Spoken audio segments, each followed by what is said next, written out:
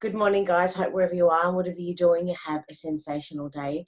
Well, there's no doubt we really have a new sense of reality and just what's normal at the moment. And, thankfully, we all know that there's lots of scientists around the globe working really hard to find a cure for this coronavirus. But even when they do find a cure, I'm not sure if you know, but there's actually a minimum testing period of many, many months before anything would be available for release and for wider public use. So really, why are you saying this, Rach? Why, and what does it mean in the here and now? Well, this new sense of normal and new sense of reality that we're all living at the moment is going to be around for a long, long while. And we all need to build our immune systems to be strong and to continue staying strong until such time that a cure is available for everyone. So as we also here in Australia inevitably starting to head into cooler months, into what we really hope is not going to be a long, cold winter. We really need to understand more about how to give our bodies, a fighting chance, how to battle in any cold, any flu, and God forbid, the coronavirus. So the question is really, how can we boost our immune systems to fight off all viruses as we are going to start to head into these cooler months? And so lucky for us, this morning, we're joined by our very special guest, Sarah Smith, dietitian from Bayside Dietetics, who's going to help explain all of this stuff to us. And Sarah works in a private practice in Bayside, Melbourne, after working for an extensive period within a Monash Children's Hospital. Good morning. How you doing? Good morning. Thanks, Rachel. Awesome. Really, really wonderful and exciting as always to be chatting with you. Now, when it comes to avoiding catching this coronavirus, we already know that hand washing and social isolation are really key precautions. But experts say that boosting your immune system may also give us an edge in fending off viruses and staying healthy during any cold and flu season or any season at all. So to begin with, we published your article titled "Boosting Immunity with the food options we have available." So for someone who hasn't read the article, could you give us a little bit of an overview on what it's about and what inspired you to write it? Kiddopedia inspired me to write it, just with their lovely focus at the moment that you guys are doing and helping everyone through the coronavirus and helping parents know how to best look after their children at the moment. So thank you for all you're doing for all the parents out there, Rachel and Kiddopedia. And the article basically just tried to really identify the key things at the moment that are available in the shops that you can be including in your shopping basket to try and keep on top of your immune system. Love it. Now, there's something I want to address in the first paragraph, and I'm going to read it out so everyone can understand what angle, and we'll have a bit of a chat to hopefully elaborate. And because for someone like me who doesn't know anything, and you're the experts, I'd love to be able to understand, this. So first question, or it's not a question actually, it's the first paragraph. Wait, I'm just waking up. So let's start. This is word for word, the article. So let's start with a whack in the face with honesty. You say your immunity is pretty established already, and starting to make a change now, unfortunately, is going to make very little difference whether you contract the coronavirus, the flu, or another autumn bug. This is what I'm confused about. So what I'm assuming is, and so I know a lot of our immune system is in our gut. I think it's about 80%. So is what you're implying by saying this, if our gut isn't healthy, our immune system is weaker and more susceptible to fighting off infection? Is that what you mean by sort of saying that? Yeah, so you're right. There is a big part of our immunity that comes through our gut when you eat certain foods, and the foods being quite high in fibre. Those foods will travel right to the end of your gut where they are digested by the bacteria and the viruses, the good viruses that we're in our body. And that process helps build our immunity. But the point I wanted to make is that we can't on Sunday decide that we don't want to get the coronavirus on Monday and just make a change and expect it to be that fast. Our immune building happens over a long period of time, and a lot of it requires quite a sustained period of looking after your body to get the benefit. So there's the gut health, there's more, there's a process in your bones where you produce new blood cells that fight immunity and things like that, and that all takes a bit of time. So it's not to make anyone feel like they can't do anything. It's more to point out that just keeping on making daily effort to look after yourself pays off in the long term, and that you can start getting on top of it now, and it may not directly reduce your risk of the coronavirus per se, which is not really targeting people that are unhealthy. It's just a virus that anyone can pick up. But you're certainly are building up your ability to fight off any virus or cold you pick up over winter. Yeah. So when you're saying these types of things take an extended amount of time to be able to build up in our system, how long, I guess someone watching this is going to have that question somewhere, how long generally does it take to be able to, say for someone that is of average health to really great health, as an example? It's hard to answer because it's not as if you'll switch from not having an immune system to suddenly having one. It's just how much of these immune properties you're able to build in your body. So it's a sliding scale. So the healthier you make your diet, you will start to get some level of immediate effect from it. Some of the processes will take a few weeks to really get the full benefit of. But it is, we're talking about the coronavirus being a very short-term thing, and we're not talking about a virus that is only targeting people that don't eat fibre in their diet, for example. It's one across the board that it's a virus, so your body will contract it. It's just your ability to fight off things is boosted through your immunity. Yeah. Okay, well, this leads perfectly into our first question.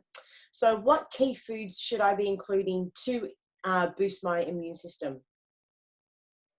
So there are two key types of nutrients that have got a long-standing history with boosting the immune system, and they are vitamin C and zinc. And a lot of people will take these in the form of supplements. That's fine for vitamin C. Zinc's probably not one I'd recommend to go out and supplement. I'd advocate food sources, and to be honest, I'd advocate food sources for both, because you just get the mixture of different nutrients rather than just the one isolated one. So in terms of the food types I'm talking about that give these two nutrients, vitamin C is in a lot of fruit and vegetables. The fruit and vegetables can be fresh or frozen or cooked, whatever form you like. At the moment, ones that are pretty good in vitamin C are the capsicums or peppers. Different coloured ones are great for you to get the range of different colours out there. The red cabbage is pretty high, and broccoli is pretty high. Among the fruits that are available right now, the citrus fruit are pretty good. So oranges at the moment are available there, and they are reasonably high, as well as berries. And look out for berries too. They're still available fresh, but frozen is another good option for the berries. And I did suggest in the article too that if you can get your hands on oranges right now, like a big bag of them, like a normal, not stockpiling, but a regular bag of them, and cut some up and stick those in the freezer in segments. It sort of gives you a snack later on with some vitamin C. So to freeze oranges? You're saying to freeze oranges? Yeah. Yeah. So if you just segment them, cut into little quarters, and put those quarters in a container in the freezer, they'll last for months. Cool. I never thought about that. Yeah. My packed with everything else, but never thought to freeze it. But yeah, okay, cool. So into packets. Yeah. All right, cool. Yeah. Now, what are your thoughts on the Mediterranean style of eating, which really means eating diet-rich, as you just said, fruits and vegetables, grains, healthy fats, as fatty fish, nuts, olive oil? What's your thoughts on that type of eating? Yeah, I feel like the answer to any question with is the Mediterranean style eating good, is going to be yes. It's full of vitamin C because it's got the fresh fruit and vegetables in there. Yeah. It's full of zinc, and I forgot to touch on zinc in my last answer, but zinc would come from your meats, your seafood, all the alternatives that are available right now in tins, like chickpeas, beans, legumes, all those kinds of things. And they're really high in the Mediterranean diet too, which is really good. And that's really high in fibre, and fibre is the thing that's going to go through to that gut and nourish it and get the immune system in the gut functioning well. So yeah, if you're looking for a really nice example of a diet to follow that's really going to boost your immune properties, Mediterranean is a great way to go. And then later on, if we talk about heart health, I'll say, yeah, it's a great way to go for that. You know, if you want balanced eating, it's a great way to go. So I think it's a really nice one. It's not a fad type approach to eating. It's a really nice balanced way to eat that's going to look after your body right now.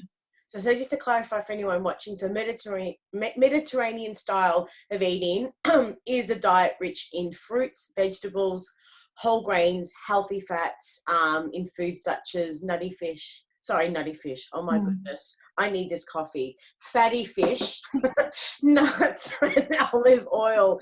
Good morning, Rach. And this eating pattern really seems to be, as you said, it's high in vitamin C, zinc, and other antioxidants, which really help reduce inflammation and fight infection. Would that be right?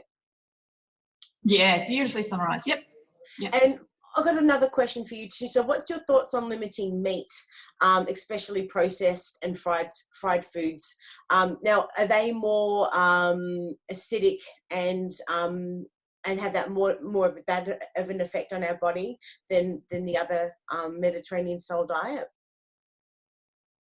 Yeah, sure. So anything that's processed, what happens there is the factory goes away and does a lot of the work that your body would naturally do. And we're actually designed to cope really well with these foods. So I'll always advocate for somebody getting it from the more whole form or something, more often than not, and limiting processed foods, whether that be meat or any type of food. So you're going to get more nourishment. You're going to get the the concentration of zinc, for example, in fresh meat is higher than it would be in a processed meat, purely because your processed meat's probably going to have a bit of fillers in there and less of the actual meat. And when I say things like that, I'm never telling someone they can't have those foods. By all means, go and enjoy something like that if you want to and it suits your the way that you eat. It's just that more often than not, aiming for the fresh, unprocessed, not fresh per se, but the unprocessed forms is going to be give you the better nutrients. And what's your thoughts on fermented foods such as yogurt? Sauerkraut may be available on the shelves. There's not much available on the shelves at the moment. We all know that. But if it is, miso, I think it's the kaffir lime leaves.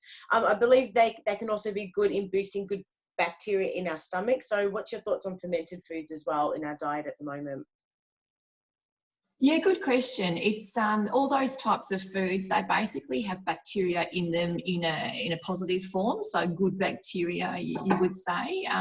And so what the thought is around those is that they possibly, by having them in the food, they possibly carry those bacteria to the very end of your gut where they potentially will colonise or find a home to live and then stay in there and make your gut healthier.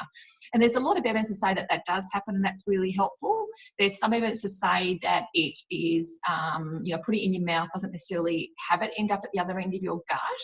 I think though things like that, if they fit well into your diet, it's a good idea to include, particularly things that you get other nutrients from as well, like your yogurt. So if you're getting a nice source of some good bacteria plus some calcium in your day, what a beautiful thing to do.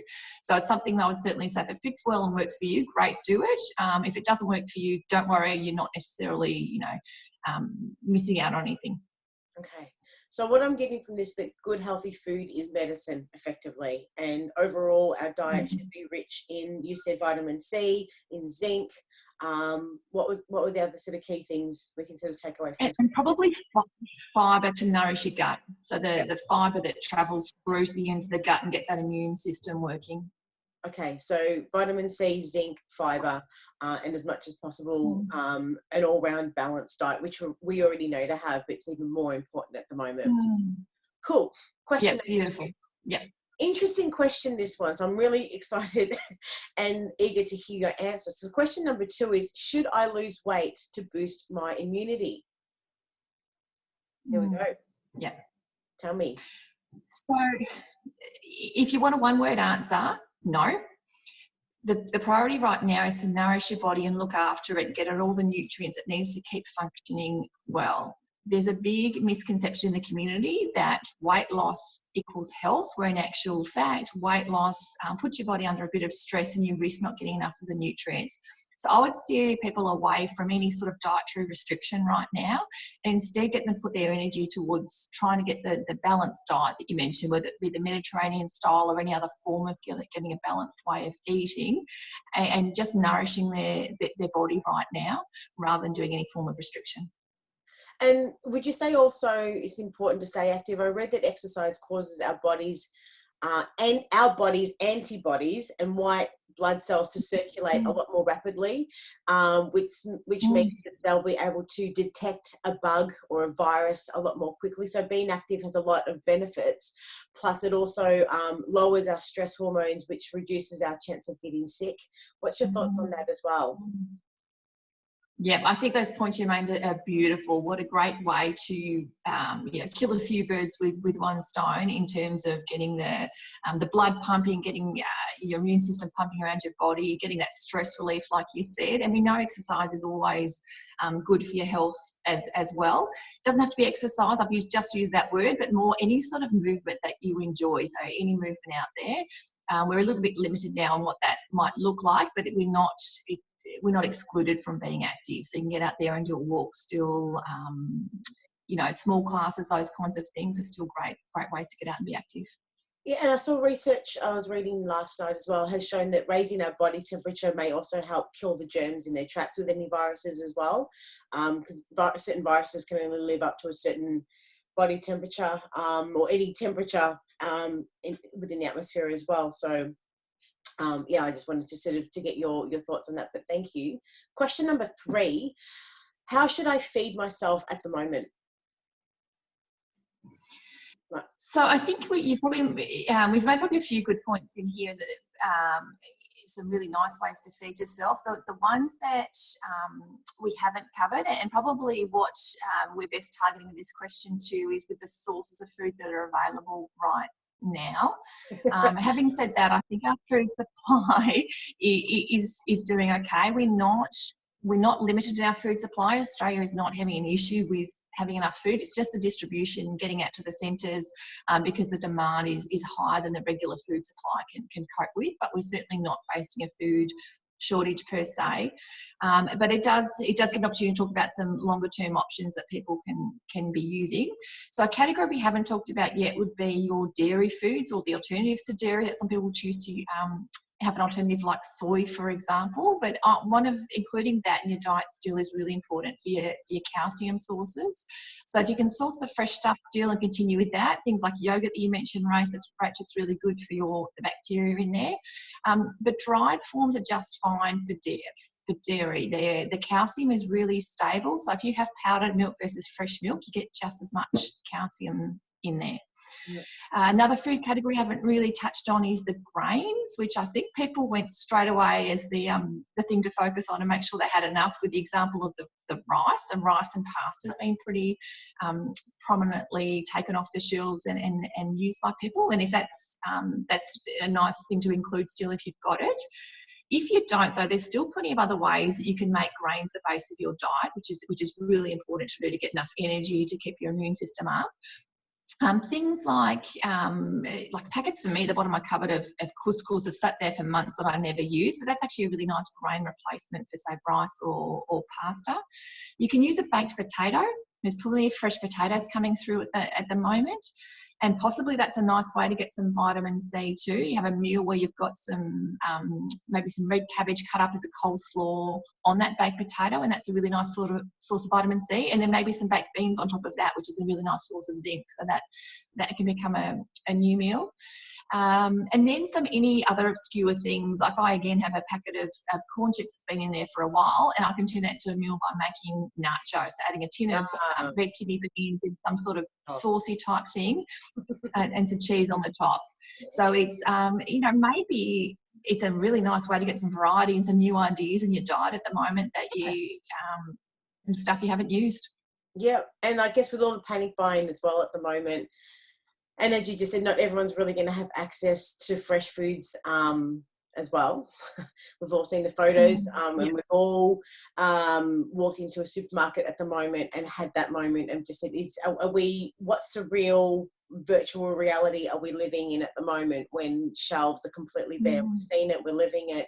So the question, and you've addressed this at the start of our chat today, but I just wanted to reiterate the question. So if we are really looking at keeping our bodies strong and building our immune system over an extended period of time, what are your thoughts on supplements and multivitamins? I mean, as a dietitian, I know that you're going to say that we should be getting our nutrients from the food source, vegetables, indirectly, but as you mentioned before, I know that zinc has got a lot of it as a supplement, and has had a lot of viral exposure online as well, and it's people are saying it's a way to help prevent the coronavirus. I don't know if that is true by any means, but with regards to taking supplements to be able to help build our immune system, what's your thoughts on that if people aren't having access to enough of fresh foods because it's just not available in the supermarkets when they're doing their weekly shop or their shop?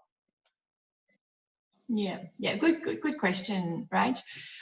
Yes, certainly your whole food forms, if you can get them, is way better, because when we talk about, say, using an orange to get vitamin C, you get vitamin C, but you also get the fibre, and that was the other part of what I was talking about in terms of getting some health from it. So when you get it down to a supplement, all they'll do is just take the vitamin C part, and that's the only bit that you'll get, for example, or they'll take the zinc part, or maybe they'll, in a multivitamin, they'll take the nutrients, but you still don't get the other parts of the benefit of the food, like the fibre or the phytonutrients that might be in there. So definitely trying to find a way to keep continuing with whole foods would be my strong recommendation. But you make a good point that for now, people might run a little short of some of those things in the short term. Now, our body will cope with very short term reduction in some nutrients. So it's not a panic situation. You don't need to have all the nutrients every day to be okay. You can certainly have a patch. Like, you know, if you had gastro, you wouldn't eat well for a few days and your body's just fine with that. But if someone's really worried about some long-term and limited access to food, you can use a supplement. The ones though that I'll be really wary of would be a supplement that contains minerals in there. So something like zinc is actually something that the body holds onto and stores. So you can actually have too much of it.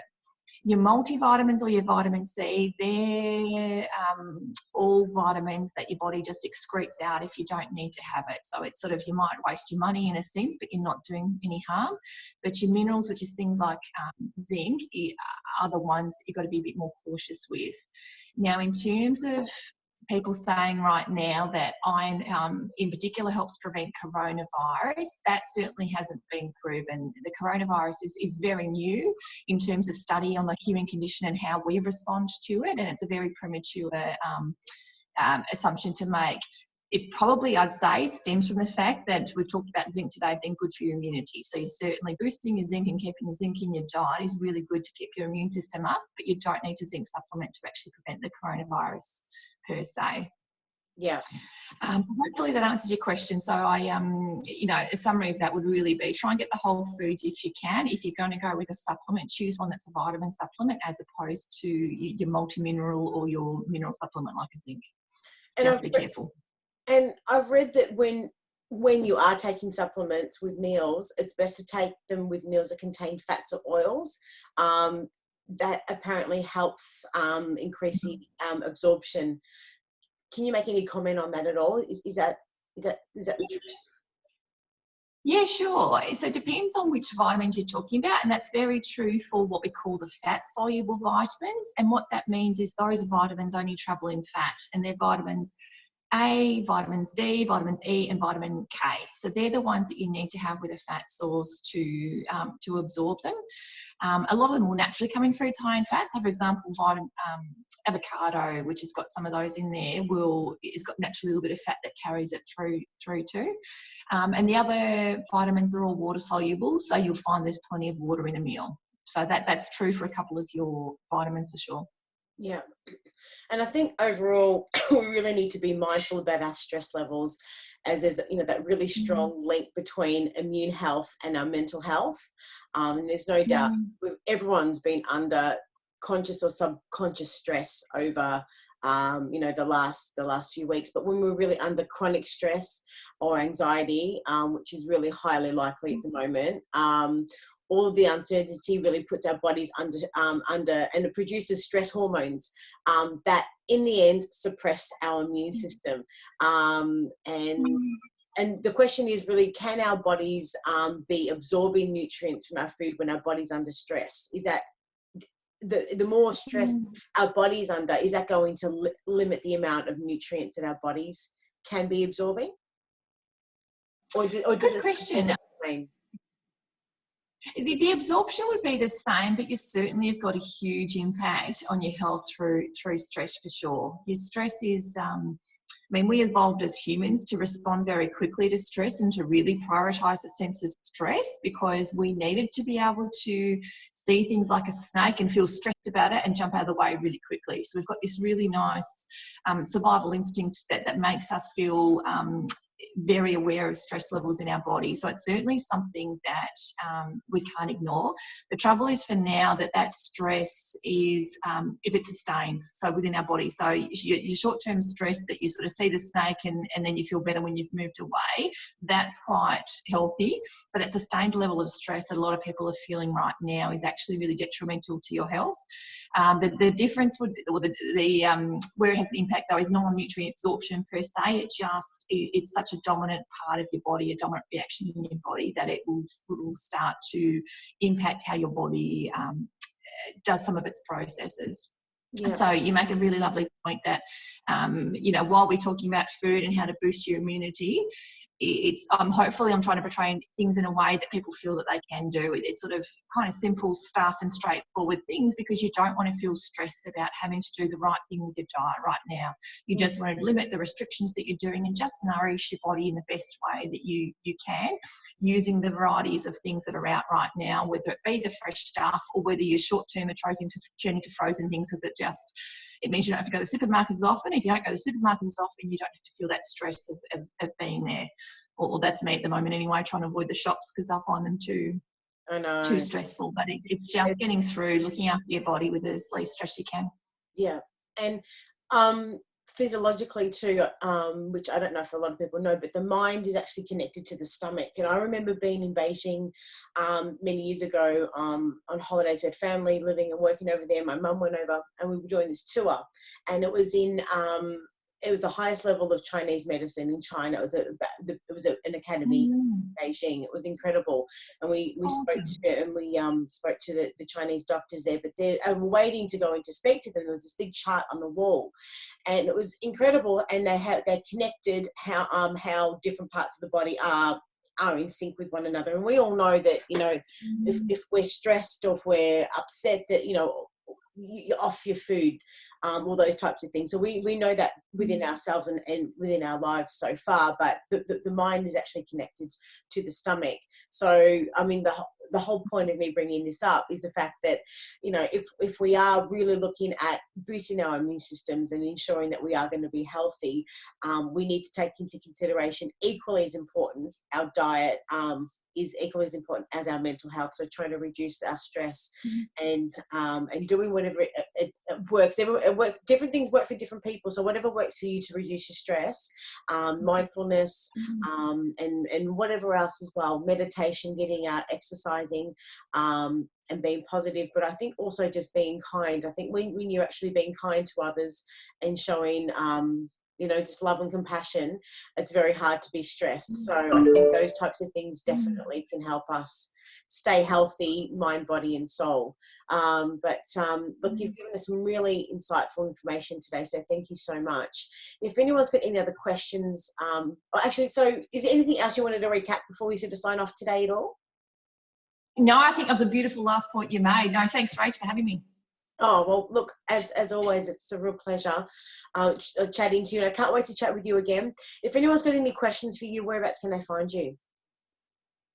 I work for Bayside Dietetics, and I'm still working at the moment, but I have moved to most sessions being virtual at the moment, just to protect people. Bit of a mixture, but mostly virtual sessions. So still working away at the moment. And www.baysidedietetics.com.au, or follow the links through Kiddopedia. Awesome. Chat soon. Take care. Stay healthy, and everybody, love to the kids. Stay well. And just try and just reduce that stress and just be kind to others. Hey, chat soon. Right. Bye. Sounds good. See you, Rach. Bye.